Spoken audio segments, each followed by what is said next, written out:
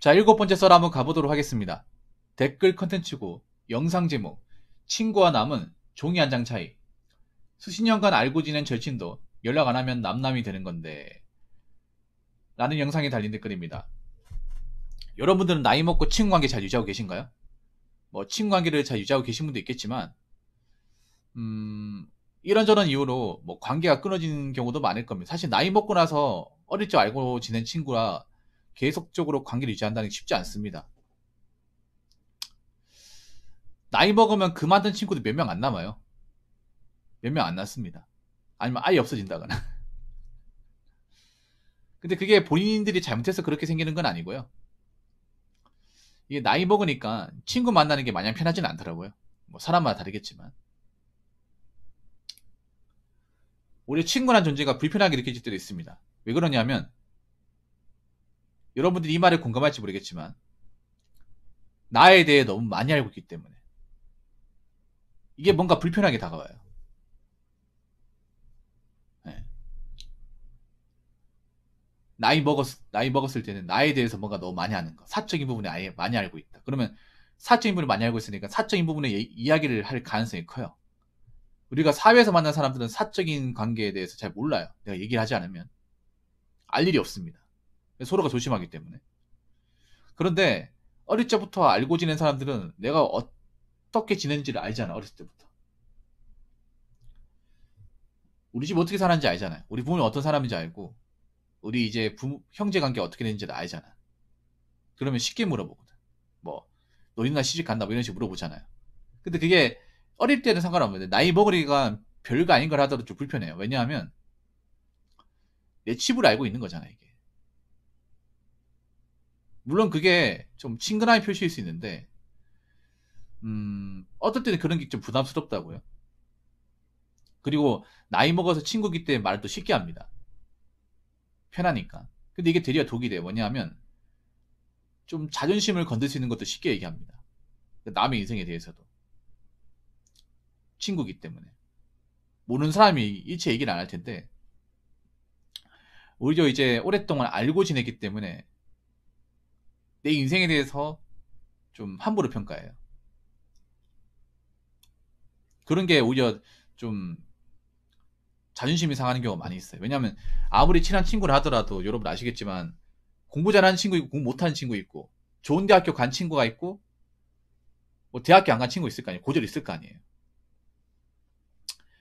뭐 대기업 간 친구 있고 뭐 중소기업 간 친구도 있어요. 아니면 백수인 친구도 있고 모든 친구가 다 잘 되는 게 아니에요.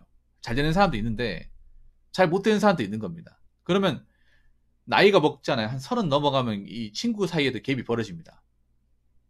여러분도 많이 느꼈을 겁니다. 여러분 친구들이 무슨 엘리트 연합 이런 게 아닌 이상은 그냥 보통의 친구 관계라 하면 어떤 한두 명은 잘 나가는데 뭐 한 중간에 있는 사람도 고마고만하거나 그 중에 이제 몇몇 사람들은 앞가리 못하는 경우 있어요. 그러면 나이 먹고 나서 이제 친구 모이잖아요. 모이면 좀 불편해. 왜냐, 나이 먹고 나서 친구끼리 모이면 가장 먼저 얘기하는 게 뭐냐, 근황이에요, 그냥. 너 뭐 하냐? 너 요즘에 뭐 하냐? 물어보면 백수인 친구가 나 요즘 놀고 있지. 그러면 아 그렇구나 하고 넘어갈 수 있잖아. 아 그래 요즘 취업하기 힘들지? 요즘 먹고 사는 게 좀 어렵더라. 뭐 조만간 좋은데 조여질까 이렇게 얘기하면 다행인데 꼭 보면 잘 나가는 친구들이 훈계를 해요. 자기가 뭔가 되는 것처럼. 야, 인마, 너 학교 다닐 때도 공부 안 했잖아. 그러길래 내가 공부 좀 하라고 했잖아, 임마. 언제까지 그러고 살 거야? 언제까지? 야, 거기서 나이 몇 살 더 차면 받아주지도 않는다니까? 뭐 이런 식으로 얘기하면 그게 틀린 말은 아닌데 곱씹어보면 기분 나빠요. 왜냐? 이 친구는 날 도와줄 것도 아니잖아. 그리고 백수라는 게 뭐 나름의 사정이 있잖아요. 뭐 회사에서 억울한 단위가 잘려서 그런 경우도 있고 아니면 다쳐가지고 그만두는 경우도 있잖아. 원하지 않는 이유로. 아니면 권고 사주고 그만두는 경우도 있고. 일하기 싫어서 꼭 백수가 되는 건 아니잖아요.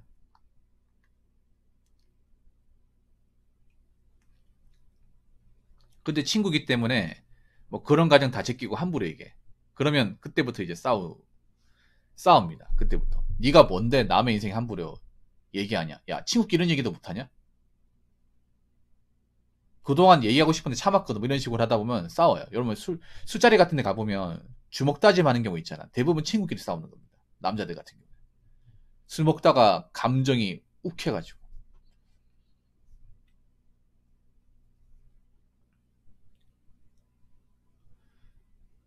그래서 친구 관계에서 여러분 중요한 게 친구가 필요 없다는 게 아니라 나이 먹어서도 그런 좋은 친구 관계 유지하려면 제 생각인데요. 서로한테 민감한 부분은 최대한 건드리지 않는 게 좋습니다.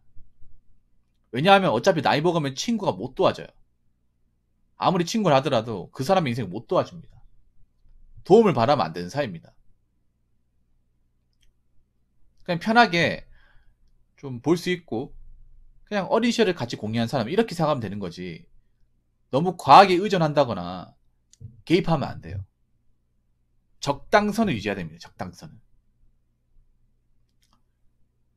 그 보면 이제 야인시대 보다 보면 그 김기용이라는 인물이 있어요. 이정재한테 뭐라고 얘기했냐면 모든 관계에는 적당한 거리라는 것이 필요합니다. 형제 관계에서도 서로 이해관계가 틀려서 서로 다투거나 싸운 일이 다반사입니다. 이런 대사가 나오거든요. 그 말 보니까 충분히 이해가 됩니다. 왜냐하면 친하기 때문에 선을 넘는 경우가 굉장히 많아요. 친하다는 이유만으로. 친하다는 것 때문에 쉽게 얘기합니다. 근데 쉽게 얘기하면 안 되거든. 남의 인생에 대해서 우리가 쉽게 판단하고 함부로 얘기하면 안 돼. 근데 친하기 때문에 쉽게 얘기하고 함부로 판단하는 경우 많죠.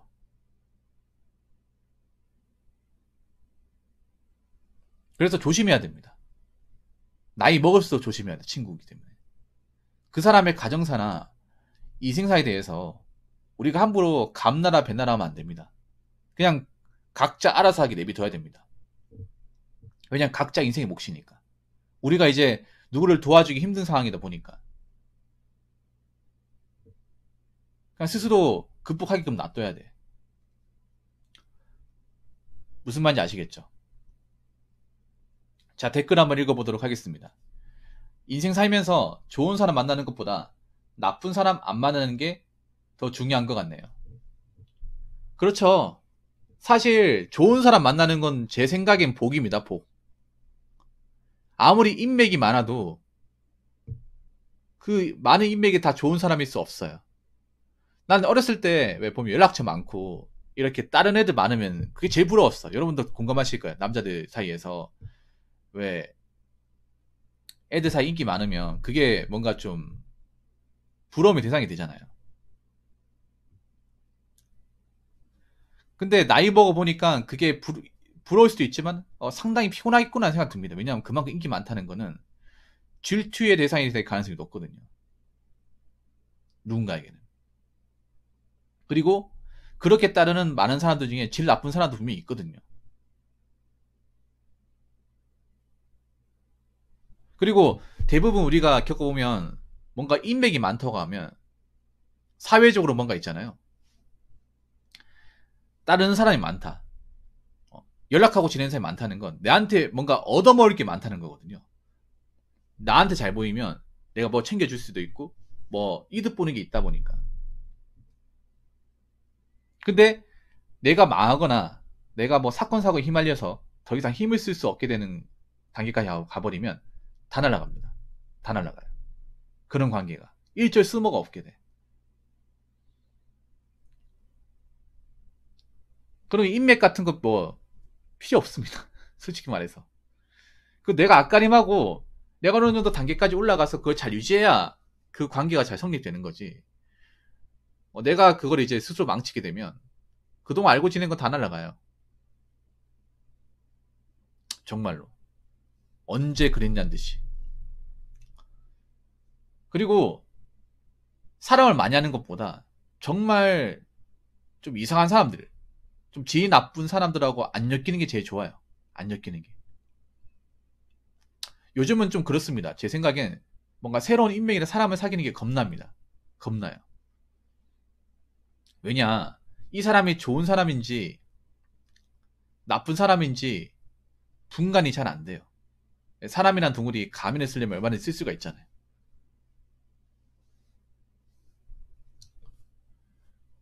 요즘에는 그 겉으로 나쁜 사람이라 얘기하는 사람은 별로 없어요. 오히려 겉으로는 착한 것 같은데 진짜 나쁜 사람은 많은 것 같아. 누가 보더라도 겉으로 아, 나 나쁜 놈이다. 나 건들면 후회한다. 뭐 이런 식으로 보이는 사람은 없어요.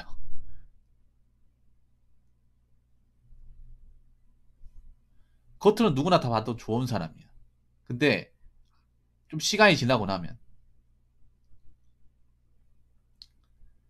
좀 친해지고 나면 이제 본색을 드러내는 사람도 있잖아요.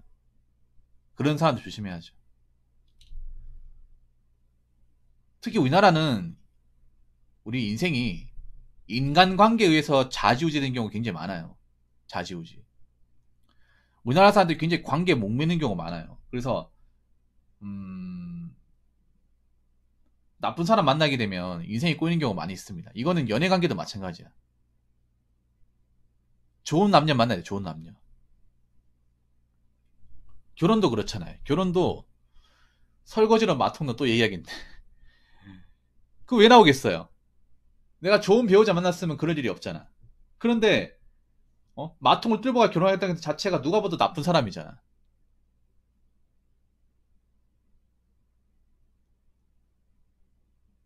겉으로는 좋은 척했지만 알고 보니까 나쁜 사람이라는 거잖아. 그래서 무조건 좋은 사람을 곁에 두는 것보다 내 인생에 해가 되는 사람, 방해가 되는 사람, 뭔가 곁에 있어봐야 좋을 게 없는 사람, 그런 사람을 옆에 두지 않는 게 더 낫습니다. 그래서 많은 사람들이 나이 먹으면 혼자가 되는 것 같아. 새로운 사람을 사기 어려운 것도 그런 이유도 있고. 워낙 요즘에 또라이 같은 사람들이 많아가지고 어떻게 보면 중요합니다. 뭔가 내가 사람을 두루두루 알고 지내는 것보다.